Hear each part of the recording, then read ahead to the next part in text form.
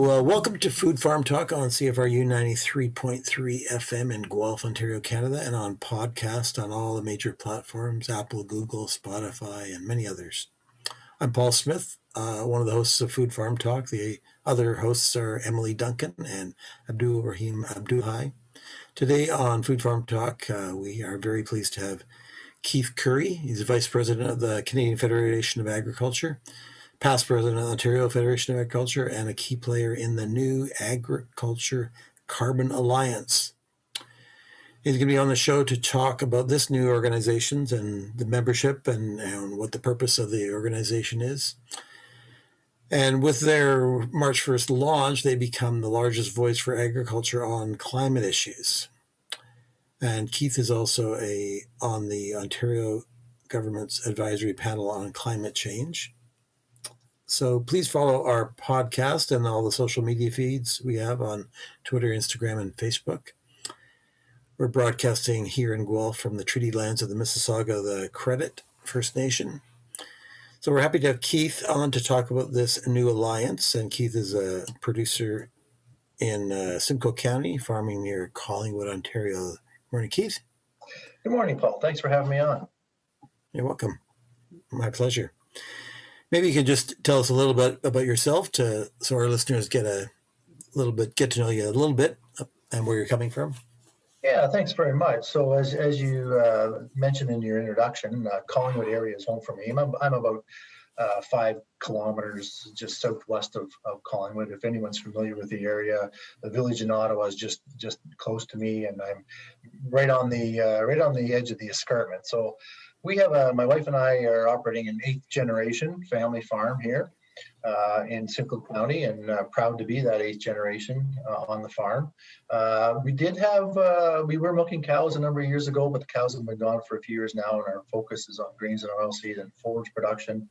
As well, we do grow sweet corn and gladiolas for fresh market gardening as well. That business has grown quite a bit over the last number of years, and surprisingly, this past season in 2020, a lot of people rediscovered local foods, and we were pleasantly surprised by the interest in those products. So we were very happy about the ways the season went last year. But most people that would be listening to this, Paul, I would assume would probably find me more familiar with my association with the Ontario Federation of Agriculture, which I'm now the past president. I was president for 4 years and been on the board for nearly 2 decades now, I guess.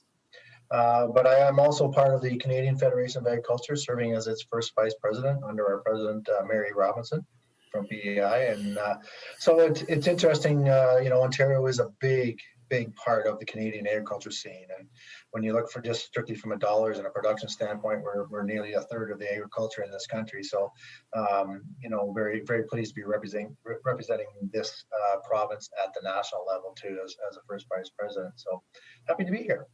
Yeah, that's great. I appreciate that. So March 1st, you folks launched the Ag Carbon Alliance.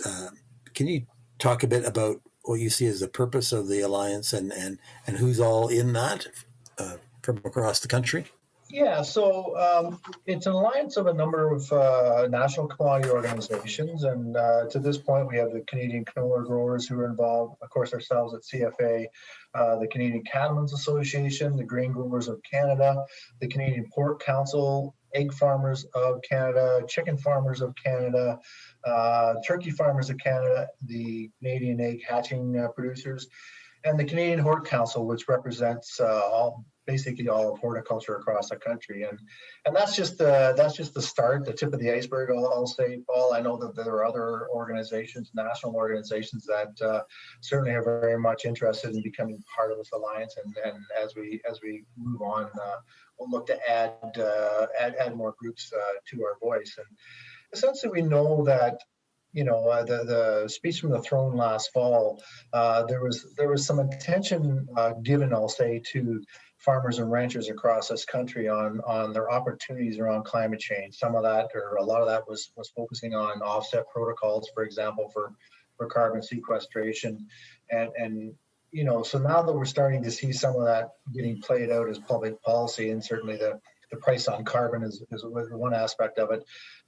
We felt there was a real need for agriculture to make sure they were at the table. And, typically we have not had I'll say recognition by Environment and Climate Change Canada, or ECCC as I'll refer to them, recognition of rural and or farming.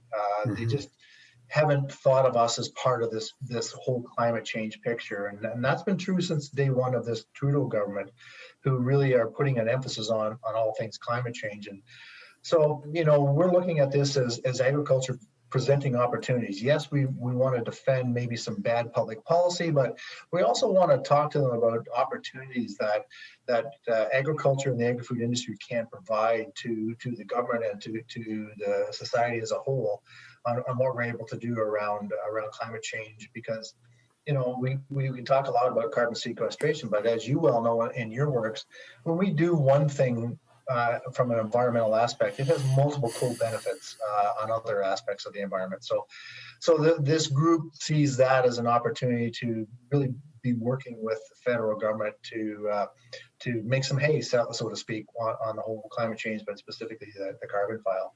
Yeah. Yeah, so you mentioned carbon pricing and that new federal climate plan from December 2020. Certainly carbon pricing was kind of what everybody paid attention to there. And I guess it's a big issue for agriculture generally, and particularly the grain drying, carbon tax on the grain drying fuel was a pretty hot topic. And so now you have the government proposing a rebate on that, and you have the opposition have endorsed Bill C-206 that would exempt agriculture from that. So, yes. So how do people feel about those two things that have developed as a result of this? Well, as I mentioned earlier, the interaction with ECCC and the government in general around climate change has not been where we would like it have been right from the get-go. And, we struggle because they don't always think about the impact on the ground of some of these policy decisions. And we know in agriculture that when regulation incurs a cost, there's no way for us as producers to pass that cost on. We're price takers, not price setters. So when there's a price on carbon that directly affects us, we can't, be like a Walmart or McDonald's to just put a nickel on every product going out the door. We have to find ways within our budgets to absorb those costs. And the price on carbon that the federal government said is designed to change behavior. That's what it's about. And it all started back with the Paris Accord years ago. And the issue at the time, it still continues to be an issue, is governments, are very concerned and kind of taking the mantra of the world is going to end if we don't do something. For you and I as regular citizens, we don't look at it as the world's going to end, because we're trying to figure out how to get the end of the week or the end of the month. And so had we had the conversations on how we get to the goal working together, I think we probably would have been a lot farther down the road in collaboration. So we want to make sure that we're having that conversation as to how it's going to impact us. And we have been able to achieve exemptions on diesel fuel and gasoline. But not only for grain drying are the carbon prices, carbon tax on propane and natural gas are really hurting the bottom lines, but anyone that has livestock and has to heat a barn. So our poultry friends, they certainly use a lot of propane and natural gas. I've talked to individuals that are looking at just the carbon tax alone being in the neighborhood of $30,000 to $40,000 more this year than what it was. And of course, those tax levies are going to get higher and higher as we move in down the road.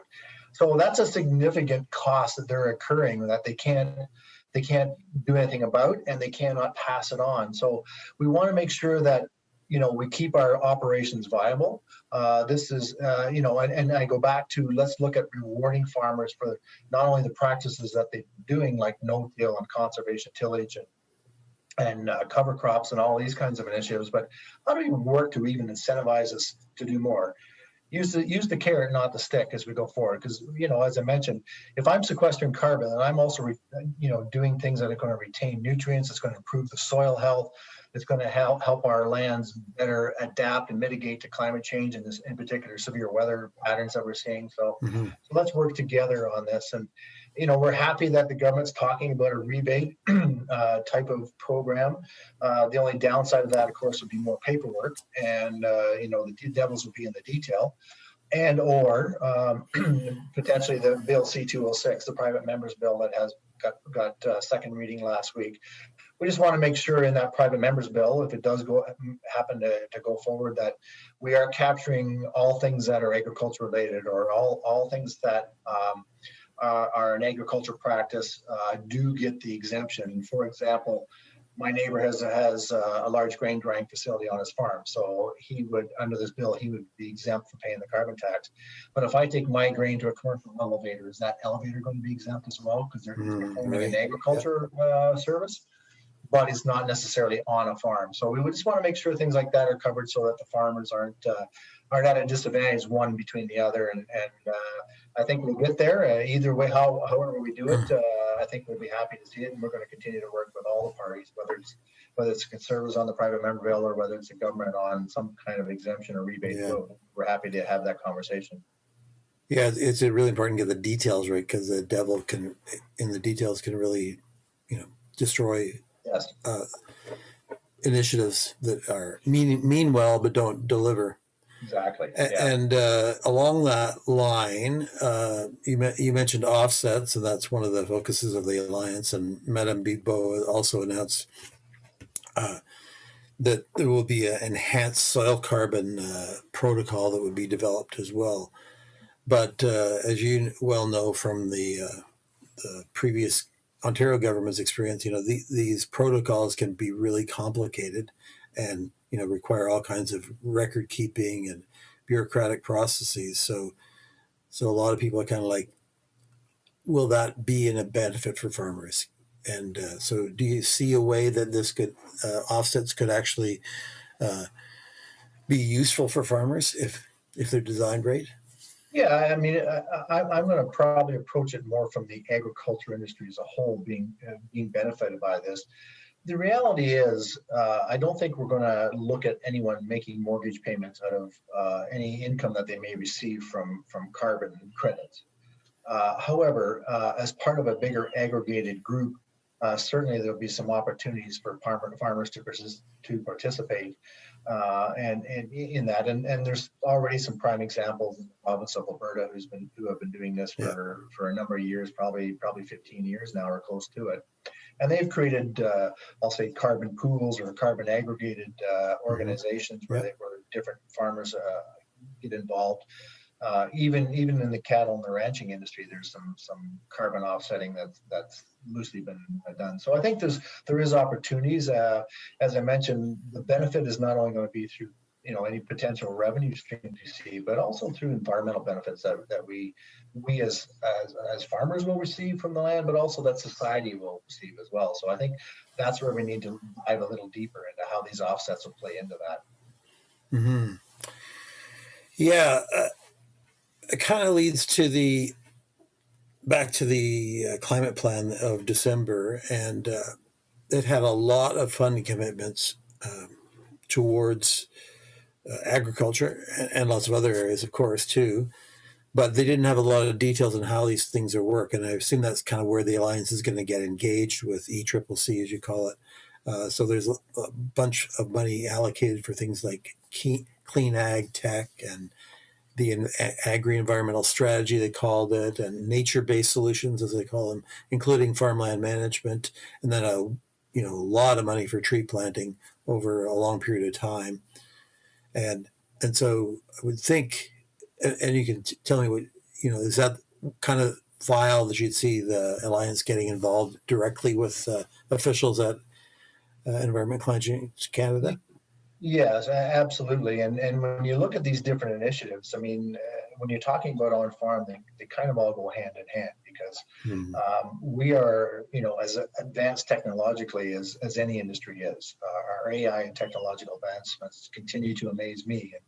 And as we go forward, clean tech is going to be built into that clean technology, or those technology advancements that we have on farm. So how do we, I mean, the premise around everything that we do, Paul, still has to really boil down to three principles. It has to be practical, it has to be implementable on the ground, and it also has to be economical. It doesn't matter how practical and implementable it is if I can't afford it. And so we need to make sure that what's going on, looks at those three things, because that way then the fighting doesn't happen. You get buy-in on the ground. And farmers want to do the right thing. They always have tried to do the right thing with the knowledge they have on any given day, and we will continue to do that. So as we evolve these technologies, and I'm looking at fossil fuel reduction as an initiative that's going on worldwide, including here in Canada. And the reality for us on the farm is reducing our emissions or reducing our fossil fuel use is kind of tough. I mean, when it comes to heating buildings, it takes what it takes, unless we find clean technology that becomes more efficient in that fuel use. It's the same thing with our productivity out in the fields itself. We are not going to really gain anything from using less fossil fuels, with the exception of maybe advancements with the autonomous vehicles, because they don't need cabs, for example, that run an air conditioner when it's hot and we're running all day, and those air conditioners on our vehicles force them to use more fuel. So, potentially there's opportunity there. We're a long way away from electric vehicles on farm, simply because the size of the horsepower we have and the energy requirements out of the batteries, and we need to run all day lots of times, and can we recharge fast enough? It's not to say we're not going to get there. Certainly that work's going on, but we're a long way away from the electric vehicle revolution on farm. And part of that also is a cost. I have millions of dollars literally invested in machinery on my farm, as do everybody else. The expectation of me just to flip everything over to electric because it's the right thing to do is fine, but who's going to pay for it? So it's going to take some time. So how do we use the technological advancements that we can to reduce the fuels? Certainly more drone use for things like spraying and scouting are going to be become mainstream if they haven't already. Robotics, electric robotics for weed control and that kind of stuff will certainly continue to grow. And as we get better connectivity throughout the country over the next decade, that's certainly going to help with a lot of this technological advancements too. So I think we're working with the government. Nothing's off the table. Show us what's available to help us move this whole carbon conversation forward, this climate change conversation forward.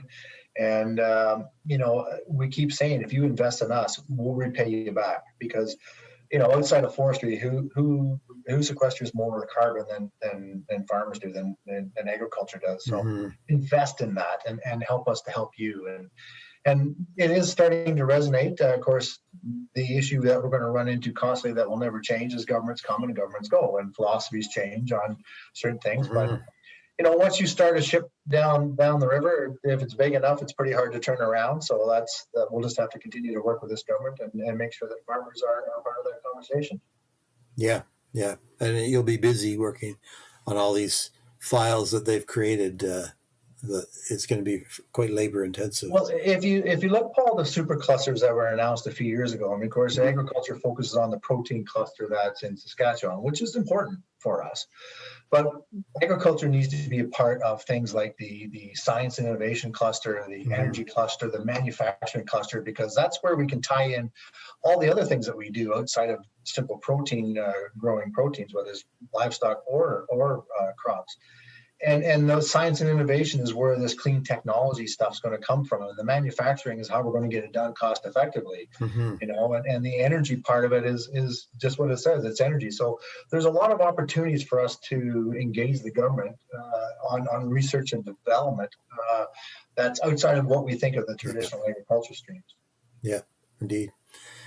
Now, one of the things that surprised, I guess, some people was the emphasis on nitrogen fertilizer use and the proposal to reduce by 30% over X number of years from where we're at now, because of the nitrous oxide emissions that from that, and the industry, Fertilizer Canada, kind of worked with the government to put this in there. In fact, that's what I hear anyway.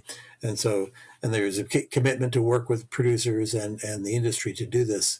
But this would seem like a pretty ambitious, and there's a little bit of work done on this in Alberta, as you were referring to as well.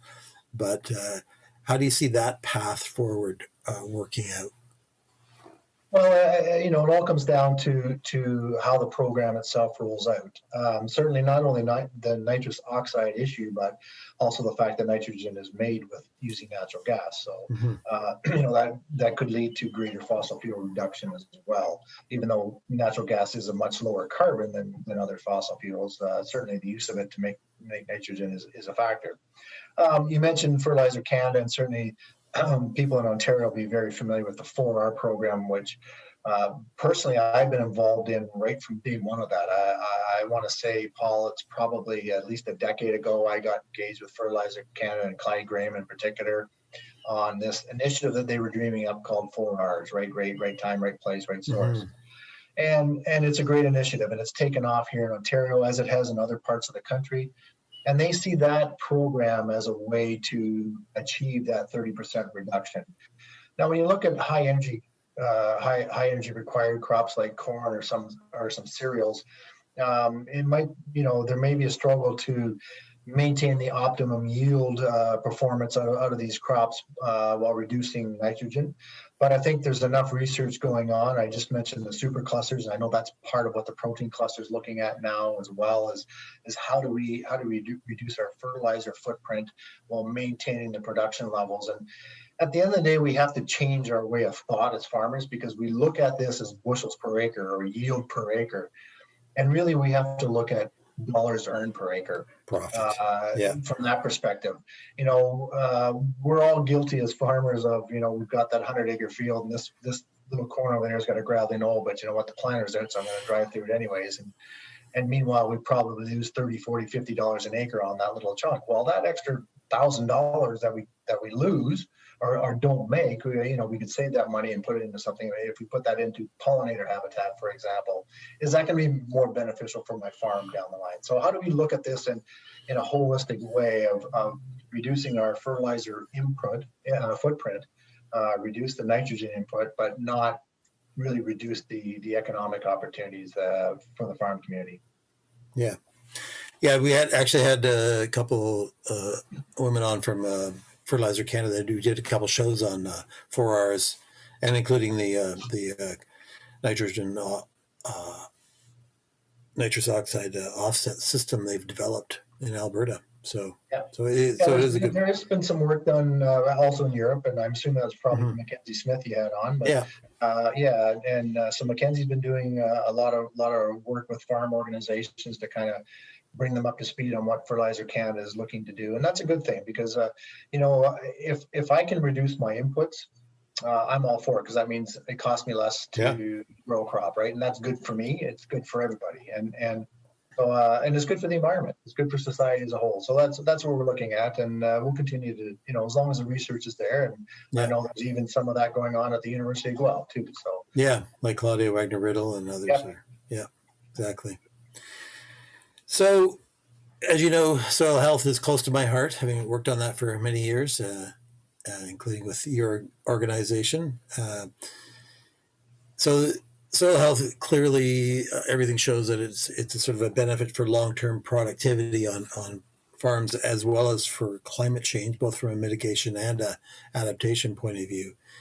But the feds don't seem to really have that on their radar as part of this whole mix. They are very focused on their quantified GHG reductions through all these different measures they're trying to do. And so just curious how the Alliance is going to approach the sort of soil health versus carbon offsets versus quantified reductions approach. Have you folks talked to any about that? Well, certainly it's part of the big picture, Paul. As we know, a healthy soil sequesters carbon. The organic matter continues to increase in healthy soils, and so you can fit that in under carbon sequestration conversations with the federal government, and how important having healthy soils is. I mean, the basis of all we do in agriculture is on healthy soils. It's the bottom line. Even if you're a livestock grower, you still grow plants to feed your animals. Mm-hmm. And so healthy soils are the key to our success. And the healthier my soil is, the more productive it is, the better it is for me, the better it is for the environment. So we'll continue to have those conversations on how, healthy soil initiatives leads to climate change adaptation, mitigation, and carbon sequestration, and really building up that organic matter in the soil, which again, like I say, it's carbon sequestration, and they're starting to come around to that. I mean, as I mentioned earlier, just nothing to do with agriculture really had been on Environment and Climate Change Canada's radar. I remember having a conversation with Minister McKenna when she was there some 3.5, 4 years ago. We walked in 3 years ago, I think it was. We walked into her office to have a conversation about offset protocols. And she kind of looked at me. She said, "Well, why are we talking about offset protocols?" I said, "Because you have a carbon plan. And part of that carbon plan has to be offsets. And we're here because we can help with that." And it really didn't go anywhere, and her staff was interested in it, so, but now they are. Now they realize, okay, we got to get in this game. And so a big part of that game is healthy soil. And I think they're starting to understand. It's not that they didn't think about healthy soil, they didn't have a reason to think about healthy soils in relationship to climate change. So that's a big part of what the Alliance is doing. Especially as we have a lot of the sort of Western-based organization involved in the Alliance, and as you know, there's a lot of grasslands and forages in Western Canada that sequester a lot of carbon. So, it's good for the federal government from meeting the goals that they need to meet internationally, and it's good for the environment, and it'll be good for farmers. So yeah, those conversations are happening, and like dealing with government at any level, it takes time, and nothing happens very quickly, generally speaking. It takes time to get your head wrapped around this, and as you're well aware, there's always a bureaucratic process we have to flow through, so everybody's on board, and that just takes time. And, but at least we're having the conversations. That's it. Yeah, well, that's good. Yeah, well, I appreciate you coming on and talking to us about all of these things, and it'll be interesting to see how your organization evolves and how the government engages with you. And it's a big task. But I'm glad to see that you're engaged and you got all the different players, because it's important to have a strong voice for agriculture. And so hopefully we can, through this podcast, we can publicize the fact that you're doing that. And, that'd be fantastic. Yeah. And I mean, when you can speak collectively, it saves time. There's no mixed messages, and everybody's on the same page, and everybody wins. And that's the hope of this alliance. And it certainly is. I'm very encouraged by what I'm seeing in the early going. And as I mentioned off the top, it's only going to grow. We have other groups that aren't officially involved that do want to have conversations about getting involved. So that's good news. And we'll look to see where it goes. Yeah. Well, thanks a lot for coming on, and perhaps we'll catch up with you in 6 months or a year and take the temperature on how it's going. Maybe there'll be an election between then and now. Who knows? But we never know. It's hard to say. I think they're kind of holding their cards close to the vest on that election thing. But I'd be happy to come back. Today, and I appreciate the opportunity. Okay, that's great. Thanks, Keith. Thank you. Thanks for listening to Food Farm Talk on CFRU 93.3 FM or on podcast. Please check out our podcast show notes for links to the Agriculture Carbon Alliance and to the new federal climate plan proposals for agriculture.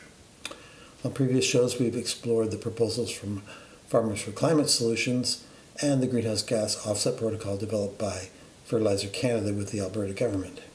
Check those out. Thanks again for tuning in to Food Farm Talk on CFRU 93.3 FM in Guelph, Ontario, Canada, or on podcast. And thanks especially to Keith Curry for being on the show. Please tune in again for another topical episode.